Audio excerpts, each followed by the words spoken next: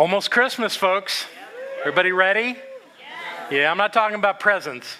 Are you ready to move through this process? Some of you obviously are, or at least you think you are. What I have observed about the holiday season is that we have a higher level of engagement with people. It's a relational thing, this whole holiday season. You go to events with people, parties, and to people's homes, and you spend more time with your family of origin, sometimes even extended family. And inevitably, something happens that takes you away from the idea of the spirit of the whole holiday experience. Not for everybody, but a lot of us, when we're around family, when we're engaged in activities that are highly connective with other people. And so I wanted to talk about this idea of relations today. And I titled my talk, Living in Right Relations. And you know I don't use the word right very much, but this actually comes from a Native American origin, the idea of being in right relation, not just with family and friends, but with the earth and with life itself. And because that's what we're going to be doing a lot in the next few weeks, I thought it might be a good time to have that conversation and to talk about some things about that might bring our conscious awareness to it so that we do it maybe better than we have in the past. I'm off to a rocky start. But Barbara's the one that laughs because she knows. I was not pleasant to be with when I backed into a signpost a couple of days ago. I got over it, but in that moment, I was not worth being anywhere near to, and Barbara was locked in the car with me. So I bless this woman and beg for her forgiveness. And life goes on, but we want to do this as best we can. So I've come up with some ideas that I think might be helpful. This thing kind of started with looking at a list that I often use to teach during the Summer Prosperity Series. It's called My Effective Checklist for Prosperous Living. And one of the items on that list is this idea of being in right relations with everyone in my life and how valuable that is for my well-being. It's nice for the other people, but it's good for me too. So that is where I'd like you to put your attention as we do this, on the idea that, yes, we're talking about how we relate to other people, but our first priority is not them, it's us, so that we do it in a way that works for us. So we're going to start. I'm going to pick up my little clicker here and start with, there are only 8 of them, and just let them wash over you. If something doesn't apply, that's fine. But my guess is there's going to be something in this gang of 8 that's going to work for you, that's going to give you some insight as to how your life is going as you relate to other people. So we begin with this one, know who you are. Common denominator of this teaching, the second step of treatment, is to know who you are, is to know that you are the divine presence, to know that you are God incarnate on planet Earth. How is it that we forget that when we're around our cousins and siblings? It's because they remember all the goofy, stupid stuff we did when we were kids, and they're still holding us accountable to that. We've grown. And they will not have a different way of seeing us if we walk into that room where they all are and devolve to that level of who we were as children. It's a really easy, unconscious place to go. And this is your opportunity to never do that again. To remember who you are, to live from who you are when you speak, when you think. To know the truth about you. And if you're going to know the truth about you, you might as well know it about them. They're the presence of the divine as well.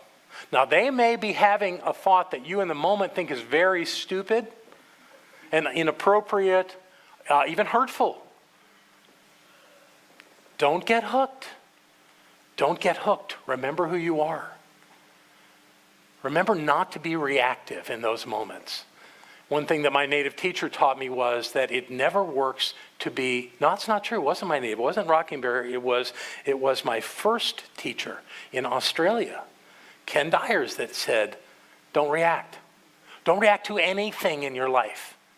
Respond to it from that conscious knowing of who you are. And when you shift to that, instead of getting angry, or if somebody throws a shot at you, you shoot one back. I know we're learning that in the White House these days, but it's irrelevant to that.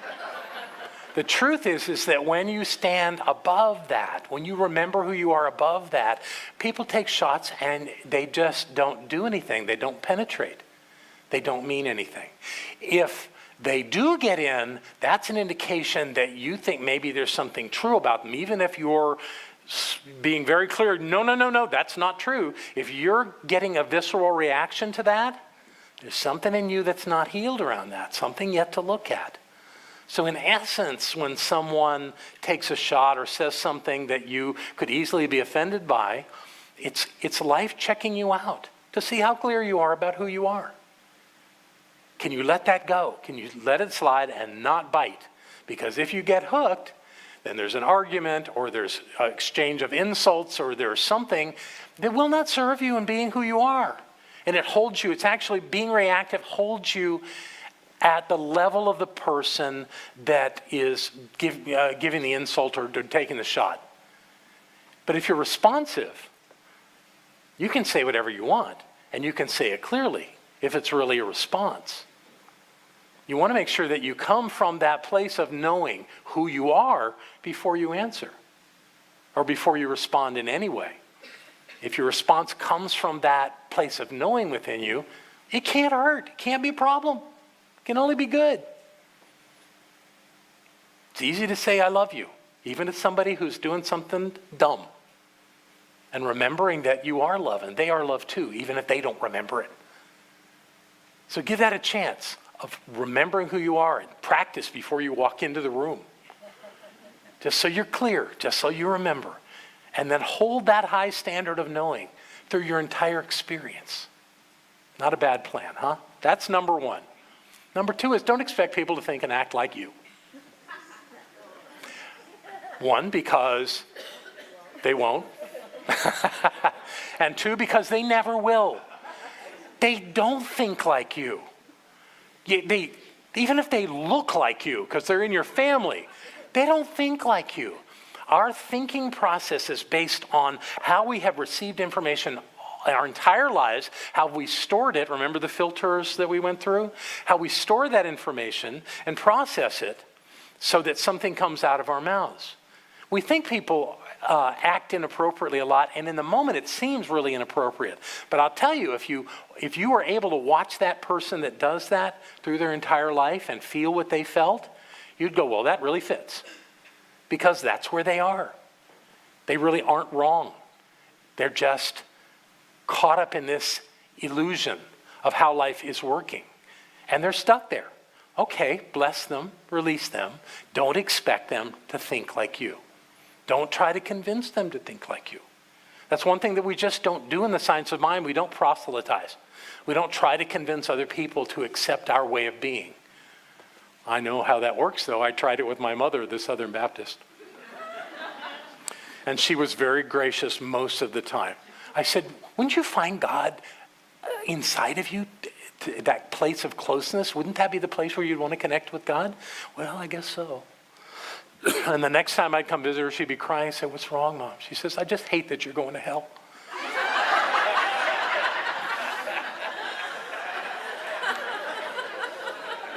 You know what? I never once took offense to that because it fits perfectly in her mindset. Of course. So everybody gets to think whatever they want. They get to be however they want to be. Our work is how are we. So when we take offense to what somebody else says or does, we're hooked up in their game. That doesn't serve us. We're playing a higher game.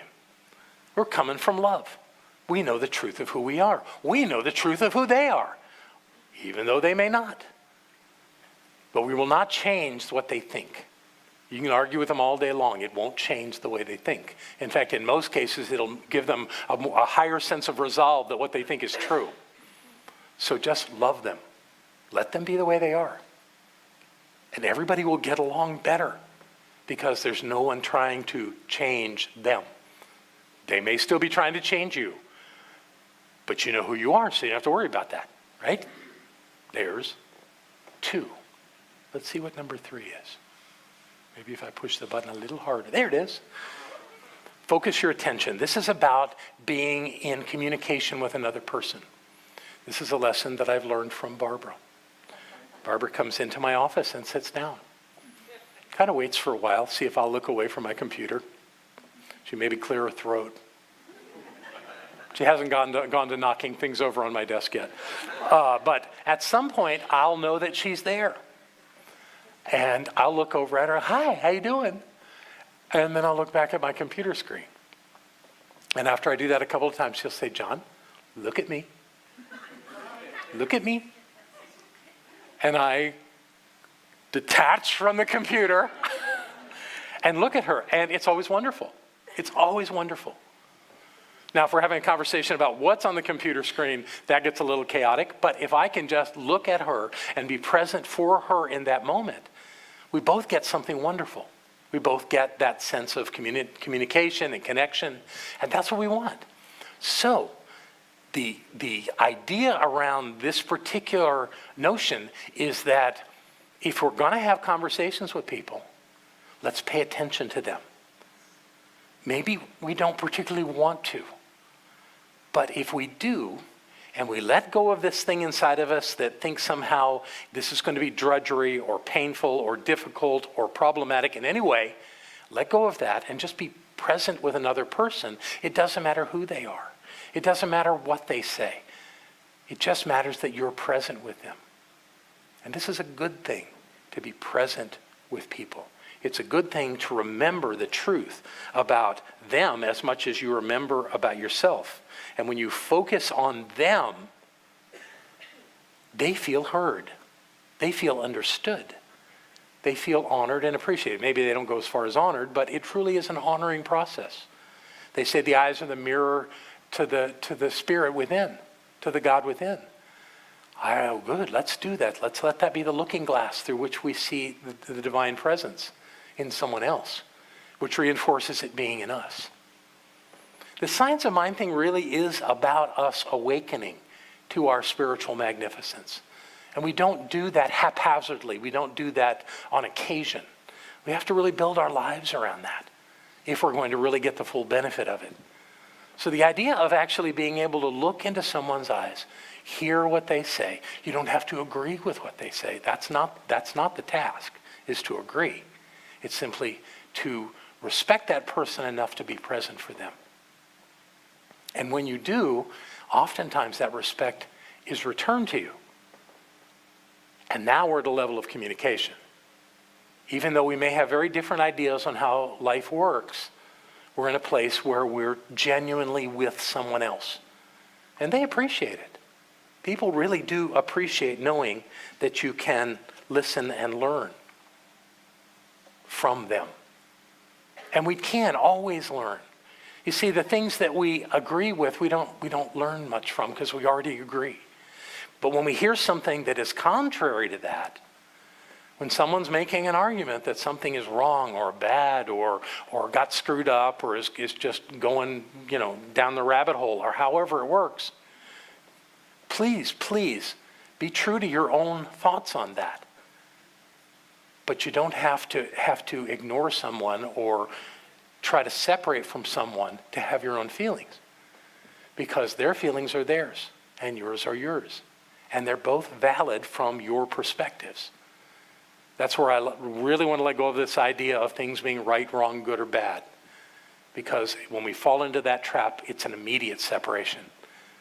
We aren't communicating when we say those things. But we are absolutely entitled to have a different opinion. So go for it. Have a different opinion. And let that is clear in your life stand as the primary thing that works for you. And don't feel like anyone can take that away, because they can't. Some of the great thinkers of the world came out of places like Auschwitz. And what their great thinking is that they would not let their captors control their minds. They knew who they were. we can know that in a much less severe environment called family. Focus. Give your attention to those that you're with, and you'll be the hero, because people will be delighted that you really want to know them. Even if you disagree, it's okay. Be generous with your time. Boy, that's a big thing in holidays, isn't it? So much to do, so many places to go, so many things. Yet when you're with someone, if you're distracted by the other things that are happening in your life, you're not really with them. And if you can stop and do that thing with giving your attention and your time to them, it really makes a difference. The reason I believe that's so is that most of the things in our lives that we no longer have, we can make more of the same thing. Time, however, is this finite notion. At least in this body. We talk about being eternal beings, and that's wonderful. The thing is, though, we only get to do one life at a time, as far as I can tell. If we're doing multiple lives, I'm not aware of it. I'm only aware of this one. So the time thing is when you're born and when you make your transition, and the space in between is the time you get here. How do you spend it? And sharing it with another person from that perspective is a big deal. You're really giving somebody something when you give them your time, because you're not making those minutes or those hours anymore. When they're gone, they're gone. Then they become memories. So are you in your relations with people creating memories that are worth knowing and having and keeping? If you are, then your life is working. I want to make sure I give you this phrase. Just disappeared off the page, so that's okay. I'll find it. The idea of being generous with your time has a distinction between every other way you can be generous. You know, giving gifts is lovely. Having other ways of giving to people is very nice. But when you give your time, you're giving something that has a finite angle. And really, people notice. They really do. Here you go. And I've been talking about this already a lot. When we interact with people, this idea of being in right relations is never to make them wrong. Again, you can absolutely disagree with their position on something, but if you make them wrong, you've lost them. You've lost them. But if you give them the space and the courtesy of letting them think what they want to think, and loving them anyway, of seeing who they are anyway, of knowing their divine nature anyway, you've made a monumental move toward having that right relation with them. And what I've discovered is that people don't remember what you said. And they don't remember what you did. What they remember is how they felt when they were with you. That's the thing that makes the difference.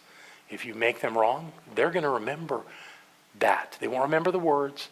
They won't remember even possibly where they were, but they'll know you made them wrong. And those are hard things to recover from if you want to have that relation. And I think we do. I think we want to have these relationships in our lives.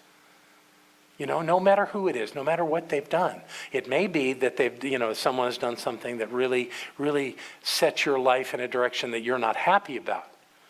You know, I actually got a letter recently. You know, I wrote the daily guides for the Science of Mind magazine. And in one of them, I talked about this idea of not making people wrong. And I got this long email from a woman talking about how her daughter had been sexually abused when she was 5. And how her daughter now is in her 50s. And how it's still an issue.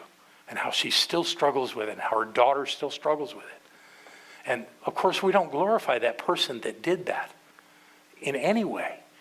At the same time, those moments in life, and there are many ways that shows up. I don't want to just take this one idea, but the same thing is true of young men who go to war and come back without limbs or broken bodies or mental issues.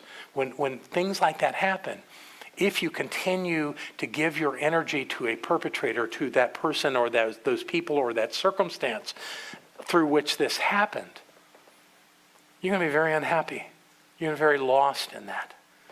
Or what I've discovered is that if you can empower yourself through that by remembering, number one, who you are, and rising above those incredibly challenging moments in life, what emerges is a real opportunity to be in your power. And I know that some of that happens in families. Probably happens in families more than we know. And when it does, how do you go into a room where that person's there? Or that person that did something to someone that you love or to you? How do you do that? You do that by knowing who you are. You do that by rising above it. I'm not suggesting this is easy.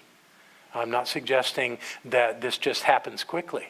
Sometimes it takes decades, sometimes longer. But what it does is it gives us that freedom again to be who we are. So my correspondence with this woman was really about not focusing on what happened that was wrong.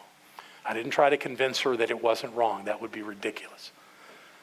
But I did say to her that she and her daughter can be all of life. They can have all of the blessings of life. They can see themselves whole and complete and perfect in every way. Beautiful. Even though that happened. In fact, that having happened calls them to that greater level of knowing of who they are. We should never excuse that kind of behavior. And I dream of a world where that doesn't happen, where we can all respect one another enough that we don't go to war, and we don't have children that are molested, and that we don't have these kinds of challenges in our social structure and our social fabric. We're not there yet. Maybe someday.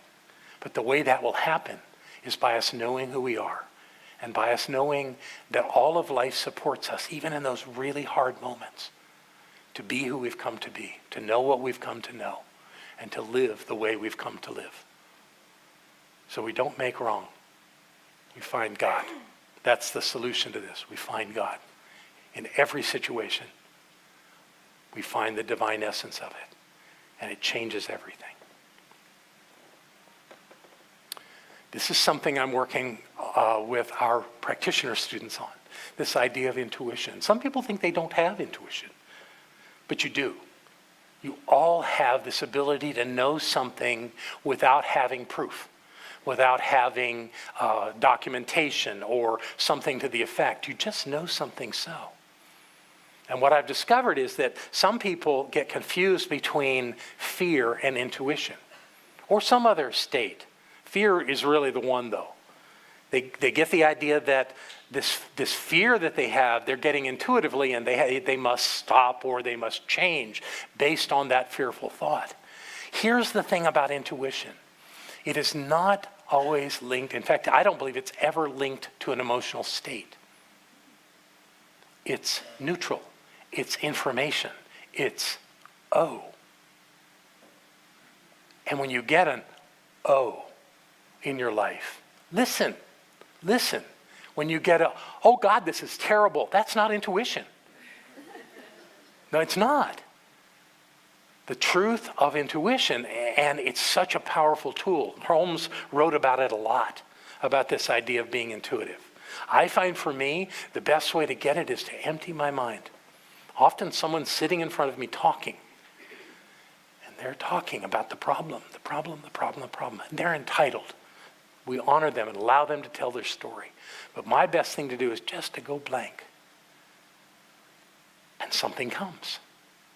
And with that thing that comes, and as I say it, or I ask the question, or I know what the thing is to do next, something shifts immediately.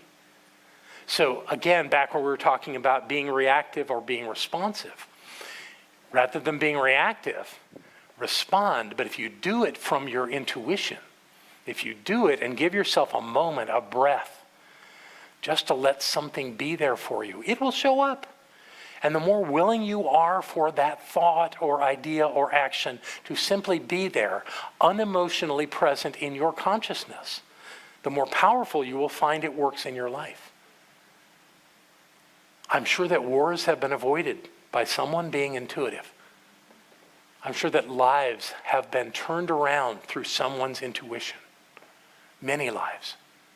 Let it work for you. This idea of simply letting something come to you. And some might say it comes from your higher self. I like that idea. The idea that there's a part of you that really gets it all, that understands it all, that is above it all, that might just let you know this would be a good way to handle that. Now, some people would call that angels. I really don't care which way you want to look at it, how you want to create that in your mind. But the idea that you're limited to the experiences of your life, that you always have to go back into those filters, into your subjective mind to find an answer, you don't. You can only find an answer based on what you've already experienced. There's so much more to know, so much more to draw from, so many other resources. They're not physical resources, but they're just there if you'll let them be. This is a powerful notion, and it can turn your life around in a moment by giving you some guidance from within, from above, however you want to look at it, that there's a different way to look at this, that you've never looked at it before.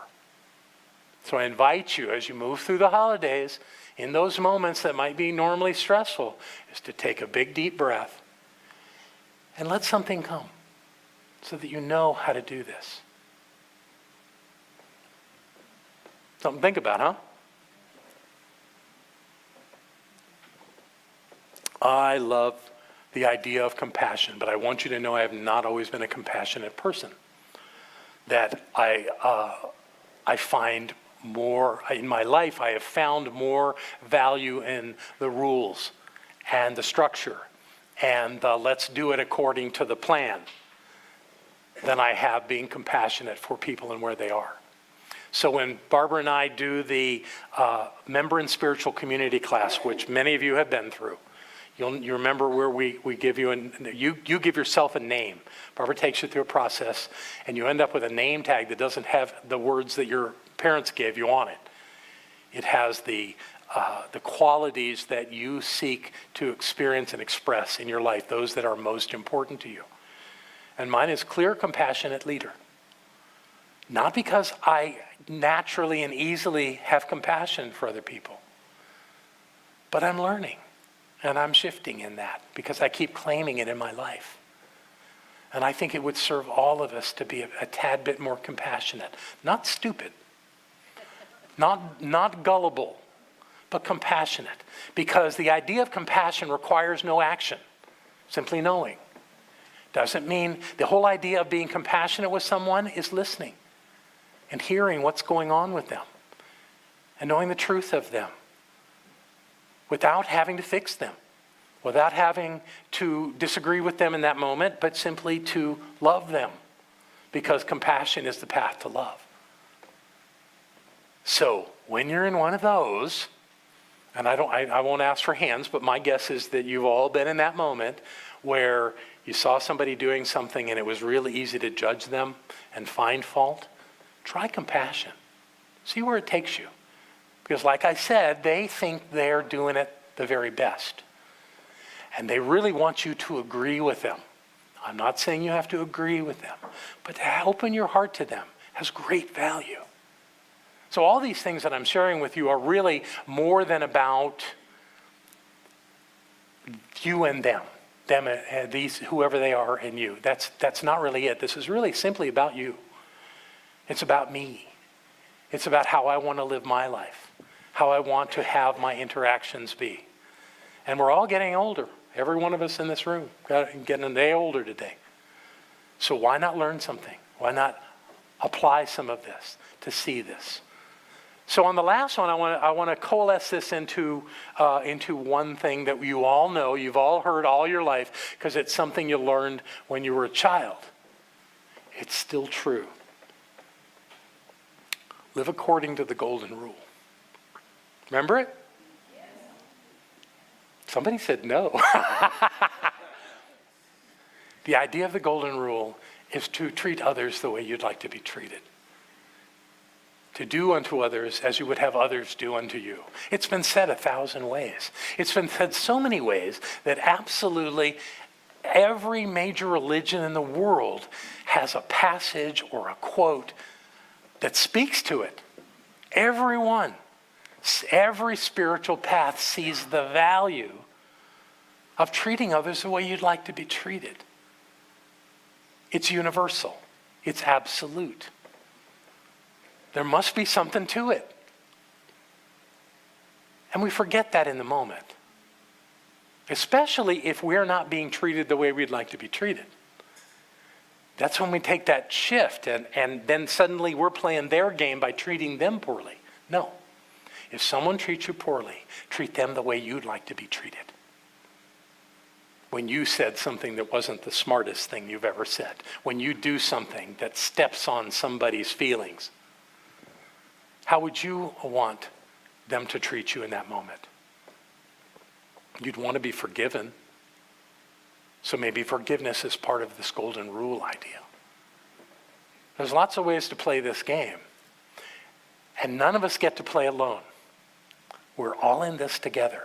Now we have this amazing community here where we get to practice these things. Good, practice them here. Practice them with the people that you feel safe with.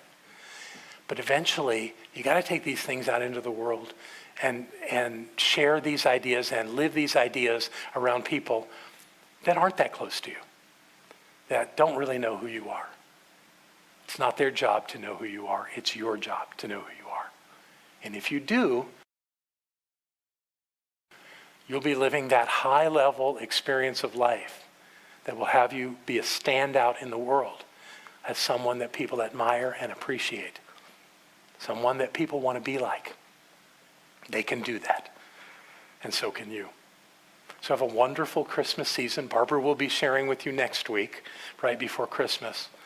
But I wanted you to know that this idea of how we relate with one another is paramount important during this time.